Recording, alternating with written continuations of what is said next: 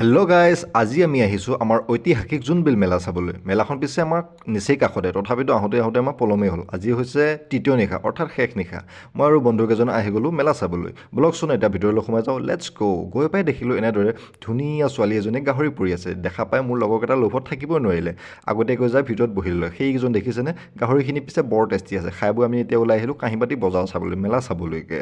আৰু এইজন দেখিছেনে, এইজন হৈছে ৰুবু। সি মাকৰ কাৰণে চুৱেটাৰ এটা কিনি ল'লে আৰু ধুনীয়া লাগিছে বুলি পিন্ধি ল'লে। মই বোলো সুন্দৰ সুন্দৰ। আৰু এইযোৰলৈ দেখিছেনে, সি গাৰ্লফ্ৰেণ্ডৰ কাৰণে খাৰু কিনিছে। কেমেৰাটো উলিয়াৰ লগে লগে সি লাজে কৰিলে। মইনো কি কৰিম, মই পুতলাকেইটাৰ লগতে এনেদৰে খেলি আছিলোঁ।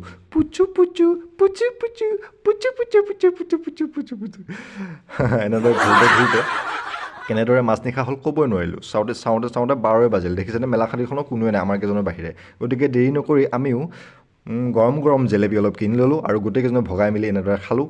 আৰু আজিলৈকে এৰিছোঁ। Bye bye, good